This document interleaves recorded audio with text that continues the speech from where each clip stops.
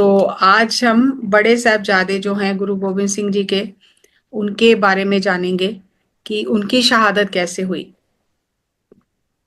तो असल में देखा जाए तो उन्होंने हमें जीवन जीने के सूत्र दिए हैं, सिद्धांत दिए हैं कि जीना है तो कैसे जीना है। अगर सामने मृत्यु आके खड़ी हो जाए तो फिर मरना कैसे है। तो ये हमें जीवन जीने और मरने की कला सिखाई है उन्होंने। और जो हम कहते हैं कि नानक नाम चढ़दी कला, तेरे भाने सरबत का भला, वो चढ़दी कला क्या होती है, पल पल उसका चित्रण किया गया है कि किसी भी जगह किसी भी समय, चाहे वो युद्ध का समय है, चाहे मृत्यु सामने खड़ी है, युद्ध चल रहा है आंखों के सामने, बच्चे शहीद हो रहे हैं, प्यारे सिख शहीद हो रहे हैं, लेकिन मन में जरा सा भी कहीं उतार नहीं है, चढ़ाव है, चढ़ती कला है। मतलब जो अवस्था है, जो अंदर की अवस्था है, वो बहुत उच्च है, ऊंची है, वो नीचे की ओर नहीं है, इसीलिए चढ़ती कला कहा जाता है। तो जब गुरु गोविंद सिंह जी सबके, माता जी के और सिखों के कहने पर किला छोड़ते हैं, गुरु जी को आने वाला समय पहले ही पता था, तो उन्होंने पहले ही सिखों को कह दिया। पहले तो जब अनंतपुर साहब नगर बसाया था तो सिखों को कहा था कि अपने परिवार लेकर यहीं आ जाओ, तो बहुत समय से वहीं रह रहे थे। और अब आने वाला समय देखकर गुरुजी ने कहा कि आप अपने परिवारों को वापस छोड़ाओ और जल्दी वापस आ जाओ। जब एक बार कहा तो सबको लगा कि इतने सालों से तो हम घर गए नहीं, अब अचानक एकदम से कैसे चले जाएं। फिर दूसरी बार गुरुजी ने कहा, तब भी समझ नहीं आया। फिर सिखों ने पूछा। ये बहुत अच्छी बात है कि जो चीज समझ नहीं आती थी वो सिख पूछते थे कि ऐसा क्यों है, तो गुरुजी उत्तर देते थे। तो उस समय जब तीसरी बार सिखों ने पूछा तो गुरुजी ने कहा कि आने वाला समय ऐसा आएगा कि अनंतपुर साहब जो है इसको घेर लिया जाएगा, यहाँ युद्ध होंगे, तो इसलिए आप अपने परिवारों को घर छोड़ाओ, क्योंकि वो यहाँ पर आगे परीक्षा होगी, भूख होगी, युद्ध होगा, तो वो परिवार जो है आपके, वो क्यों इन कष्टों को सहन करें, तो आप उन्हें वापस छोड़ाओ। फिर बहुत सारे परिवारों को पहले ही गुरुजी ने वहां से भेज दिया था। और यहाँ पर ये बात करनी बहुत जरूरी है कि गुरु जी की जो पत्नी थी माता जीत कौर जी, उन्हें योगी जी कहा जाता था, और उन्होंने आने वाला समय पहले ही देख लिया था कि आने वाले समय में अब क्या क्या होने वाला है आनंदपुर साहब में। तो जब वो समाधि स्थिति में बैठे हुए थे, वो सुबह गुरु जी को, उनका एक नियम था कि बहुत सुंदर फूलों का सेहरा, सेहरा नहीं, हार बनाकर वो गुरु जी को दरबार में जाने से पहले पहनाकर उनके चरण स्पर्श करती थी, ये उनका नियम था। और बहुत साधना में रहती थी। और जब एक दिन उन्होंने गुरु जी के गले में हार डाला, जब गुरु जी जाने लगे तो वो बहुत उदास थे। तो गुरु जी ने कहा, आप आज उदास क्यों हो। तब उन्होंने बताया कि मैंने समाधि स्थिति में बैठकर देखा है कि अनंतपुर साहब को मुसलमानों ने, मुगलों ने घेरा डाला है, खाना पानी अंदर आना बंद कर दिया है। फिर बड़े साहबजादे चमकौर की गढ़ी में युद्ध करते करते शहीद हुए हैं। फिर छोटे साहबजादे थे, वो शहीद हुए, उन्हें दीवारों में चिना दिया गया, लेकिन मेरी समाधि नहीं खुली। सब कुछ देखते हुए समाधि लगी रही। और फिर मैंने देखा कि आप युद्ध के बाद नंगे पैर जंगलों में, झाड़ियों में चलते हुए, आपके पैरों में खून निकल रहा है और अकेले जा रहे हो, इतनी ठंड है और जंगलों में से आप जा रहे हो, खून निकल रहा है आपके पैरों से, तो वो मुझसे देखा नहीं गया, तो मेरी समाधि खुल गई। तो ये क्या है।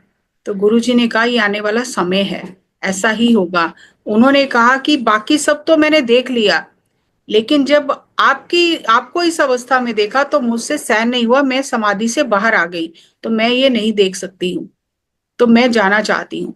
तो गुरुजी ने कहा, आपकी जो इच्छा है वो करो, क्योंकि आप स्वयं जानते हो। तो उन्होंने फिर शरीर छोड़ने से पहले छोटे साहबजादे, जो जिनकी उम्र उस समय 2 साल से भी कम थी, वो माता गुजरी जी की गोदी में उन्हें डाला और कहा कि फर्ज तो मेरा बनता है, मुझे आपकी सेवा करनी चाहिए, लेकिन जो आने वाला समय दिखाई दे रहा है मैं देख नहीं सकती, तो मैं साहबजादों को आपकी गोदी में डालकर जा रही हूँ। तो माता गुजरी जी ने भी उनके फैसले का आदर किया और उन्होंने अपना शरीर छोड़ दिया अपनी इच्छा से। और फिर जब अनंतपुर साहब पे ये सब समय आया और गुरुजी ने सिखों को कहा कि कुछ समय रुक जाओ, लेकिन वो नहीं रुके। तो गुरुजी ने कहा कि जो भी नुकसान होगा उसकी सदियों तक भरपाई नहीं हो पाएगी। लेकिन जब बहुत जिद की और माता जी जो थे उनको भी कहा गया, सिखों ने कहा कि गुरुजी को बोलो किला छोड़ दे, तो गुरुजी ने फिर ये फैसला किया कि रात के समय किला छोड़ा जाएगा। और उन्होंने कस्में भी खाई थी कि हम कुछ नहीं कहेंगे। तो उन कस्मों का मान रखते हुए, वो तो जानते थे कि ये धोखा देंगे, लेकिन क्योंकि अपने अपने पीर की, अपने देवी देवताओं की, गुरुओं की कसम खाई थी, तो वो कस्मों का मान रखते हुए गुरुजी ने किला छोड़ दिया। अब देखो कि हम कितनी तैयारी करते हैं कि कहाँ जाएंगे, कैसे रहेंगे, क्या होगा। जब गुरुजी ने किला छोड़ा तो पता नहीं अब जाएंगे कहाँ, कहाँ रुकेंगे, कहाँ ठिकाना होगा, और आगे युद्ध कितने हुए हैं, और भूखे सिख हैं। तो गुरुजी फिर वहां से चलते हैं अनंतपुर साहब, और सरसा नदी के किनारे जब बारिश हो रही थी, बाढ़ आई हुई थी नदी में। अब हम कहते हैं जरा सा कोई दुख होता है तो हम कहते हैं हमसे तो अब ध्यान नहीं हो रहा, हमसे कोई नियम नहीं हो रहा, पूजा पाठ नहीं हो रहा। लेकिन जहां युद्ध चल रहा है, युद्ध के समय अमृत वेला जब हुआ, तो गुरुजी ने कहा कि यहाँ पर पहले नित्य नेम किया जाएगा, पहले बानी पढ़ी जाएगी, पहले बानी का सहारा लिया जाएगा। आसा दीवार जो पढ़ते थे सुबह, जो नियम था कीर्तन का, सत्संग का, तो वहां सरसा के किनारे ये नियम निभाया गया। और जो बड़े साहबजादे बाबा अजीत सिंह जी थे, वो पीछे युद्ध करके उन मुसलमानों को, मुगल सेना को रोकते रहे। और जब समाप्त हुआ कीर्तन, तब गुरुजी उठे और उन्होंने अपनी तलवार से युद्ध शुरू किया। और इतनी बिजली की तरह तलवार चलती थी किसी को पता ही नहीं चलता था कि कितने कितने मुसलमान उससे मारे जाते थे। और थोड़ा सा जब गुरुजी का इस तरह का प्रताप देखा और थोड़ा मुगल सेना पीछे हटी, तो फिर गुरुजी ने उस समय सरसा पार की। और उस समय गुरुजी के पास जो खजाना था, वो उन्होंने खजाना सारा बहा दिया, पहले ही सतलुज दरिया में बहा दिया। तो इतिहास ये कहता है कि गुरुजी के पास उस समय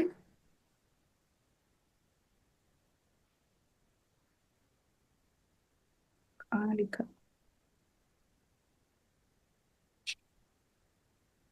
कितने करोड़ों का खजाना था उस समय के, कितने करोड़ का खजाना था गुरुजी के पास। और आज की 15 करोड़ का खजाना था उस समय गुरुजी के पास, जो आज भी सरकारों के पास नहीं होता, इतना खजाना था। तो सिखों ने और माता जी को कहा कि इतना खजाना नदी में बहा रहे हैं, इससे अच्छा सिखों को दे दें, बांट दें। तो गुरुजी ने कहा कि ये दान का धन है, ये नहीं बांटना। कोई भी माँ अपने बेटों को जहर नहीं खिला सकती है, तो मैं भी अपने पुत्रों को ये जहर नहीं खिला सकता। और जो मेरे साथ ये युद्ध कर रहे हैं, ये युद्ध किसी लालच के लिए या अपनी तनख्वाह के लिए युद्ध नहीं कर रहे हैं, ये तो समर्पित भाव से युद्ध कर रहे हैं। तो मुझे सिखों को ऐसा नहीं बनाना है, ये अपने स्वाभिमान में जिए, ये लालच करके या किसी पैसे की ललक में ना, मेरे साथ नहीं है। ये स्वयं स्वाभिमान से जी रहे हैं। तो इसलिए ये खजाना सरसा में सतलुज में पहले ही बहा दिया था। और जब सरसा से पार कर रहे थे, तो उस समय गुरुजी के परिवार के 3 हिस्से हो गए। दो साहबजादे बड़े जो थे, जिनकी उम्र 17 साल और 14 साल की थी, वो गुरुजी के साथ आगे निकल गए। और आगे जब जाते हैं तो एक सिख है जिसका नाम मुसलमान है, निहंग खान है, उसकी हवेली में जाकर थोड़ी देर रुकते हैं। तो वो जानता है कि पीछे मुगल सेना लगी है, तो वो गुरुजी को कहते हैं कि मेरी हवेली बहुत बड़ी है, पक्की हवेली है, आप यहीं से युद्ध करो। तो गुरुजी कहते नहीं, यहां से युद्ध नहीं करेंगे। तो ऐसा नहीं कि सब कुछ अचानक होता गया, गुरुजी ने पूरी योजनाबद्ध तरीके से हर चीज की। अचानक कुछ नहीं हुआ कि अरे पता नहीं अचानक से हमला हो गया, अचानक से वहां पहुंच गए, नहीं। पूरे योजनाबद्ध तरीके से उन्होंने किया कि उन्होंने उससे निहंग खान को कहा कि यहाँ पर युद्ध करना जो ठीक नहीं है, क्योंकि उसका जो हवेली थी वो मैदान में थी, मतलब ग्राउंड पर थी। तो गुरुजी ने कहा ये युद्ध करने के लिए ये जगह ठीक नहीं है। गुरुजी चलते चलते चमकौर की गढ़ी में पहुंचे, जो कच्ची हवेली थी और दो भाइयों की हवेली थी। एक भाई ने मना कर दिया कि मैं नहीं दूंगा ये अपनी हवेली। जो दूसरा भाई था उसने कहा कि मेरा वाला हिस्सा आप ले लो और यहाँ पर आप रुक कर युद्ध करो। तो जो योगी अल्लाह यार खान है, उसने कहा कि गुरुजी ये जानते थे, और वो जब गुरुजी वहां पहुंचे तो उन्होंने कहा ये वही जगह है जहां पर मुझे अपने पुत्रों को शहीद कराना है, ये वही मिट्टी है। तो वहां जब गुरुजी गए तो कहते हैं कि वो जो गुरुजी की युद्ध योजना ऐसी थी कि वो जो हवेली थी वो पहाड़ी के ऊपर थी, और वो हवेली कम से कम 80 फुट जमीन से ऊंची थी।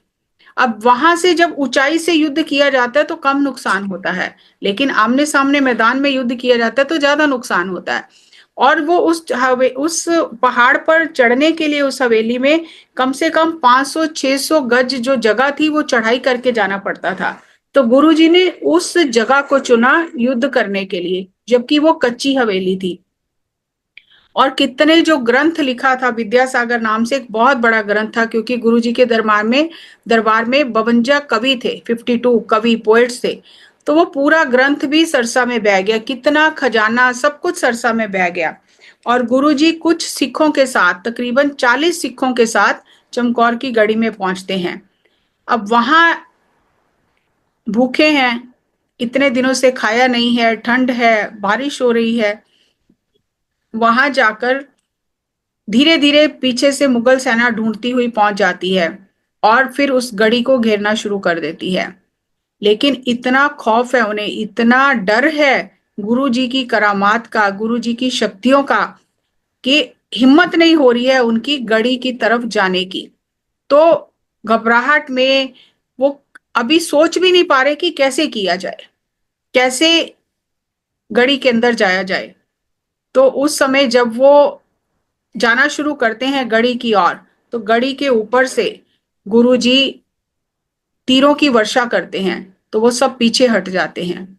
इस तरह से अब देखो, गुरुजी ने सारा खजाना, सब कुछ, जंगी सामान, कीमती पोशाक, सब कुछ छोड़ दिया अनंतपुर साहब में, लेकिन युद्ध के लिए शस्त्र लेकर चले, क्योंकि उन्होंने ये संदेशा दिया था उन्हें कि हम पहले युद्ध नहीं करेंगे, लेकिन अगर कोई टकराएगा तो फिर उसे छोड़ेंगे भी नहीं।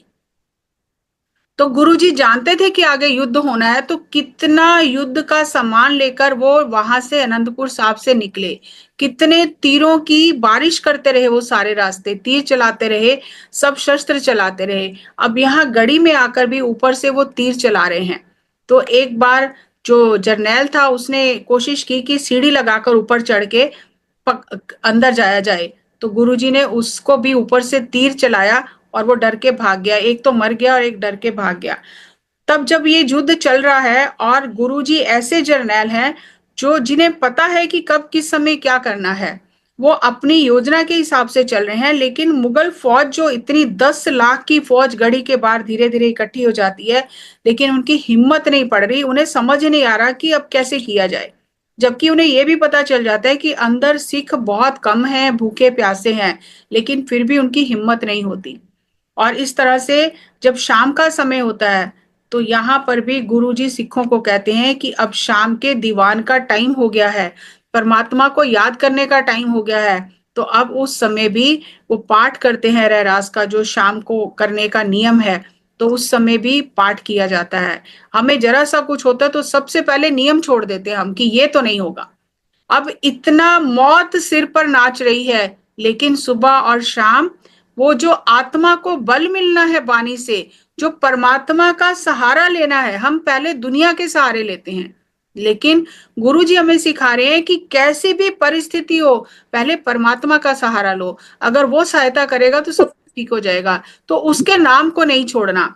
तो उस समय भी उन्होंने रहरास का पाठ किया, और फिर सिखों को कहा कि आज आप आराम करो, आज गुरु गोविंद सिंह पहरा देगा, आप बहुत थके हुए हो।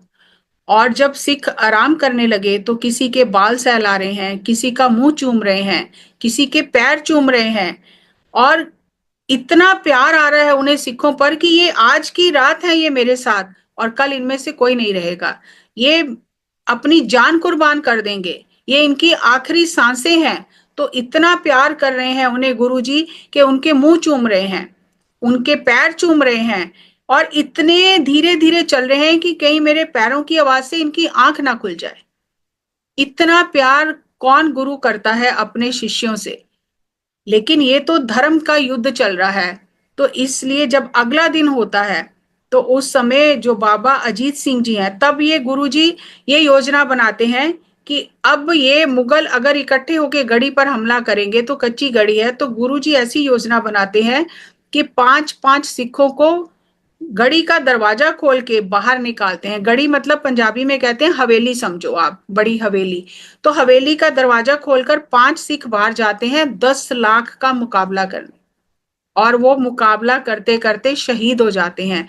लेकिन मुगलों को ये समझ नहीं आती ये सब हो क्या रहा है, युद्ध तो चल रहा है लेकिन उनकी कोई योजना नहीं है, उन्हें समझ नहीं आ रही है। लेकिन इधर गुरुजी अपनी पूरी योजनाबद्ध तरीके से कर रहे हैं जो भी कर रहे हैं। तो जब दो पांच पांच के जत्थे शहीद हो जाते हैं, तो फिर उस समय गुरु जी के बड़े साहबजादे बाबा अजीत सिंह जी, जिनकी उम्र 17 साल की है, वो आकर हाथ जोड़कर गुरु जी के आगे खड़े होते हैं कि हे पिताजी, मुझे अब युद्ध में जाने की आज्ञा दो। तो गुरु जी उस समय उसे कहते हैं कि तुमने बहुत अच्छा किया जो स्वयं आ गए।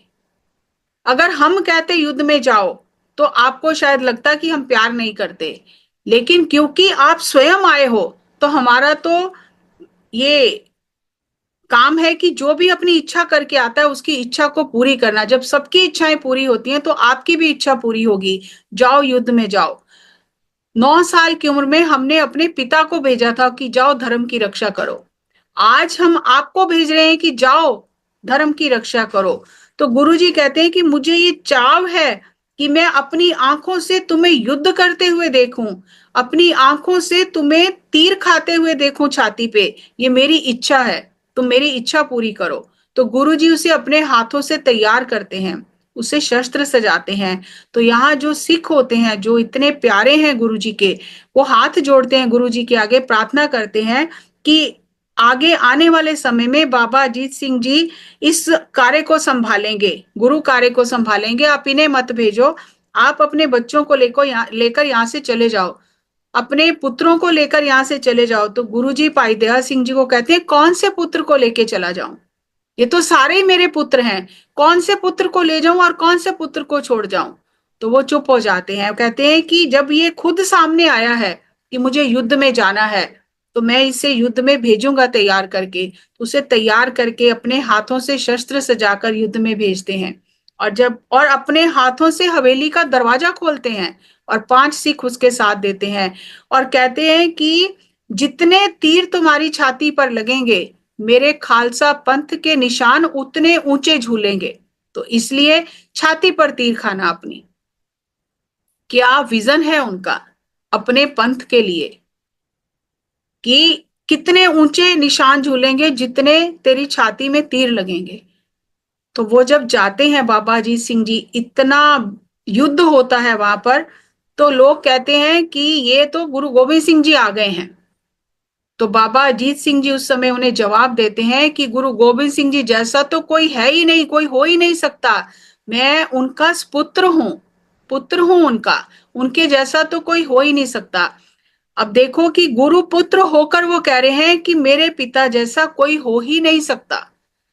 वो कोई दावा नहीं कर रही कि हाँ मैं कुछ खास हूं, बोले नहीं, उनके जैसा तो कोई हो ही नहीं सकता, मैं तो केवल उनका पुत्र हूं, उनका अंश हूं।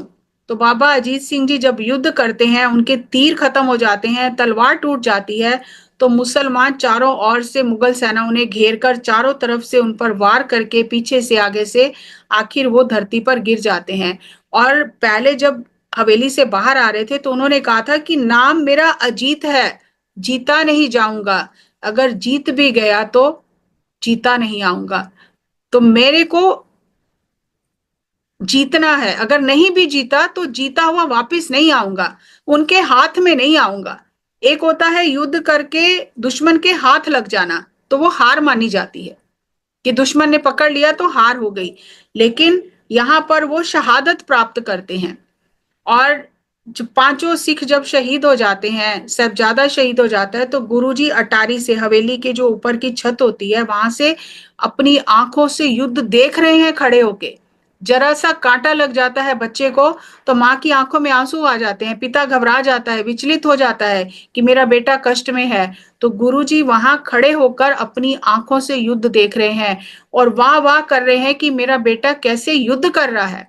और जैसे ही अजीत सिंह जी गिरते हैं धरती पर, अपने प्राण छोड़ते हैं, तो उस समय गुरुजी परमात्मा के आगे हाथ जोड़कर कहते हैं कि तेरी अमानत आज मैंने तुझे सौंप दी है, और सत श्री अकाल के नारे लगाते हैं। और फिर शाम के समय हवेली में पाठ होता है, और फिर 5 जो सिख हैं, जो सिख बचे हैं, वो गुरुजी को कहते हैं कि आप हवेली छोड़कर जुझार सिंह जी को यहां से लेकर चले जाओ। तो गुरुजी कहते नहीं, ऐसा नहीं हो सकता, सारे ही मेरे पुत्र हैं।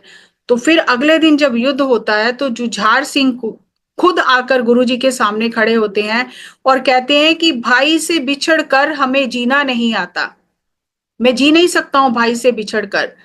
तो गुरुजी कहते हैं आपको तो युद्ध नहीं करना आता, क्योंकि बाबा अजीत सिंह जी ने पहले कई युद्ध किए थे, कई जगह पर गुरुजी ने उन्हें भेजा था युद्ध में जर्नैल बनाकर। लेकिन बाबा जुझार सिंह जी ने ट्रेनिंग जरूर ली थी, लेकिन युद्ध तो कोई किया ही नहीं, उनको युद्ध में जाकर कैसे करना है वो नहीं पता है, लेकिन ट्रेनिंग जरूर ली है, असल में युद्ध में नहीं गए।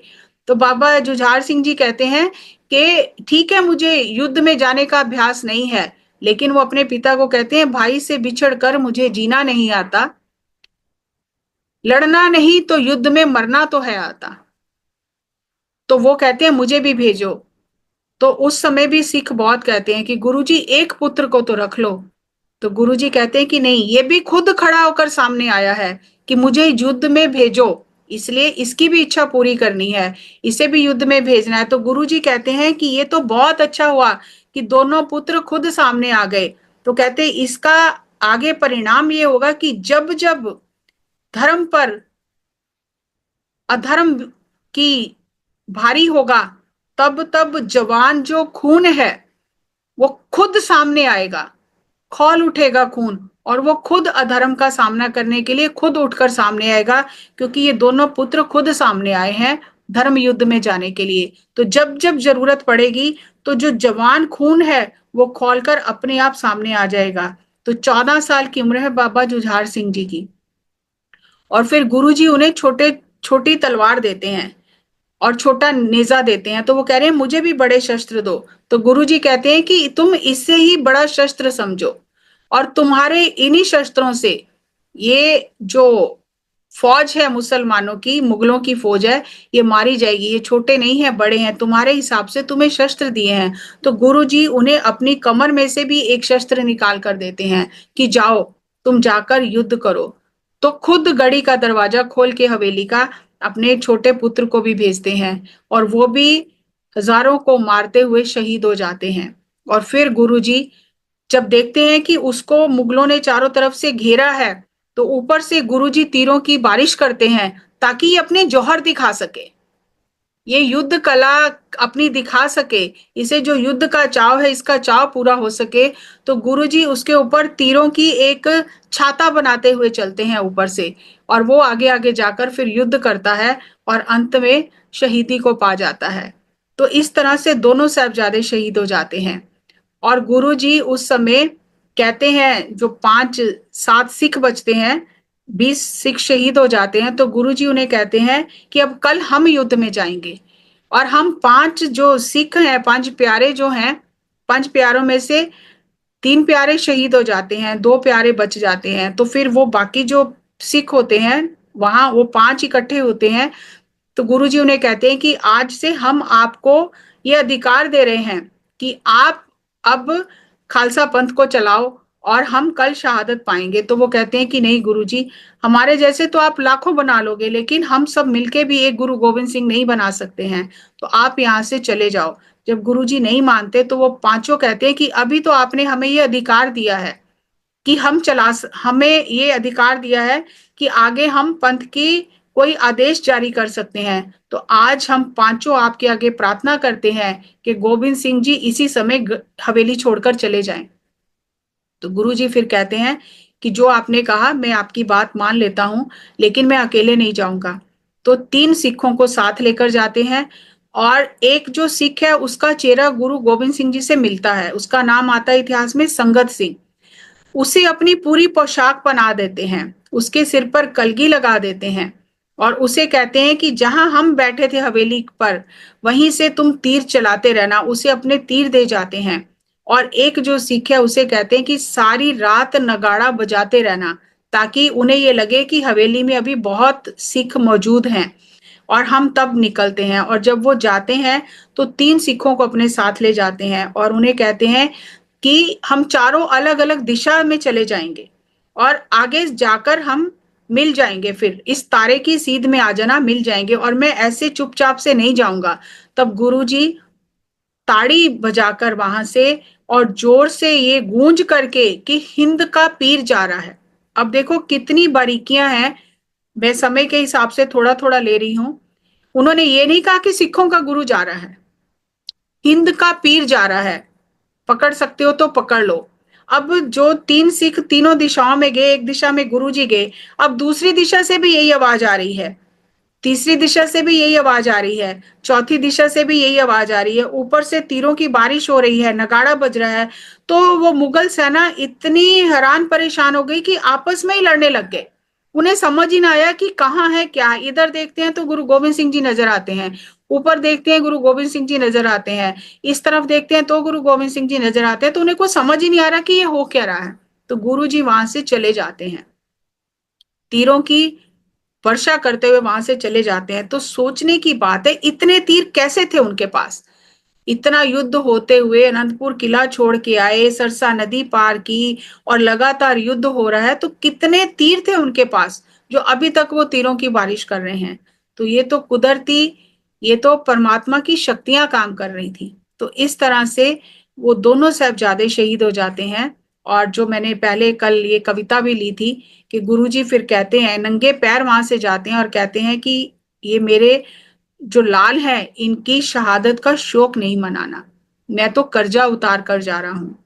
तो फिर वो माछीवाड़े के जंगल में पहुंच जाते हैं और वहां जाकर जब रात को ठंडी हवा में जमीन पर लेटे हुए हैं, पैरों से खून निकल रहा है, कोई ऊपर ओढ़ने के लिए नहीं है, वस्त्र नहीं है, कब कहां से दुश्मन आ जाए कुछ पता नहीं है। तो उस समय भी गुरु गोविंद सिंह जी का एक शब्द है जो वो उच्चारण करते हैं, बहुत ही उसको गायन किया जाता है, जो उन्होंने अपने भाव अपने शब्द के माध्यम से बताए हैं कि मित्र प्यारे नु हाल मुरीदा दा कहना, कि मेरे उस मित्र को मेरा हाल जाकर बताना।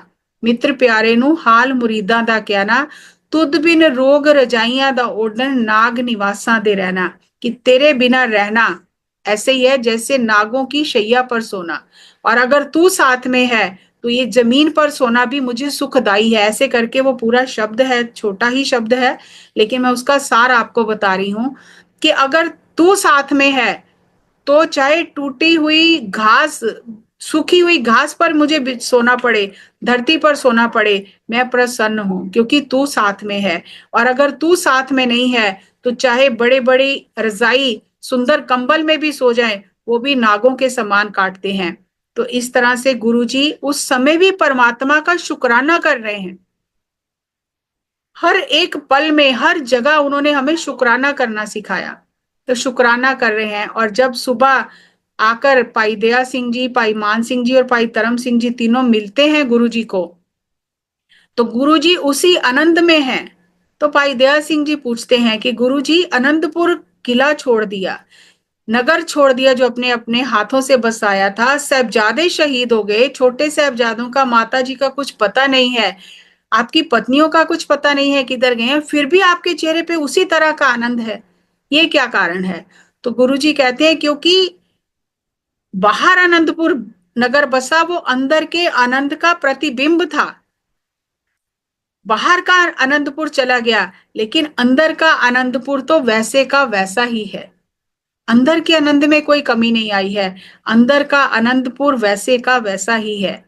तो कैसे कमाल के वचन है गुरु जी के, किस तरह से हमें उन्होंने जीना और मरना सिखाया। इसीलिए ये अरदास में कहा जाता है हर समय कि नानक नाम चढ़दी कला, तेरे पाने सरबत दा पला। ये होती है चढ़दी कला, कि किसी भी अवस्था में, किसी भी हाल में, किसी भी परिस्थिति में मन हमेशा उच्च स्थिति में रहे, परमात्मा के शुक्र में रहे, मन नीचे ना आए, मन गिरे ना नीचे, मन हमेशा उस उच्च अवस्था में रहे, इसे ही चढ़ती कला कहा जाता है।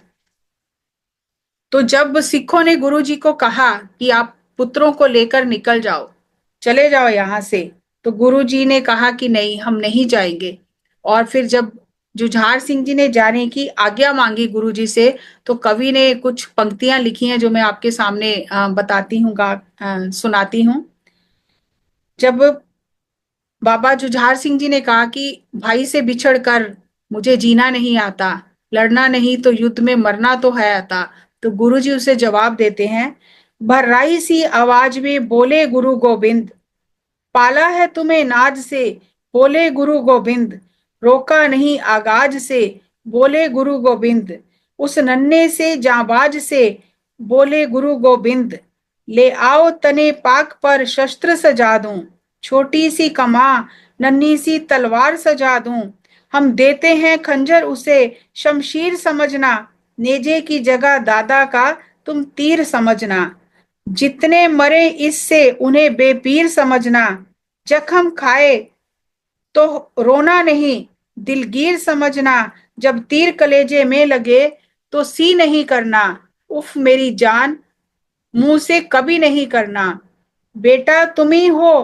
पंथ के बेड़े के खवैया, बेटा अब तुम ही हो पंथ के बेड़े के खवैया, सर भेंट करो ताकि चले धर्म की नैया, ले दे के तुम ही थे मेरे गुलशन के बकैया, लो जाओ राह तकते हैं अर्श में भैया, ख्वाहिश है तुम्हें तेग चलाते हुए देखें, ख्वाहिश है तुम्हें तेग चलाते हुए देखें, इस आंख से हम बर्छी तुम्हें खाते हुए देखें, इस आंख से हम बर्छी तुम्हें खाते हुए देखें।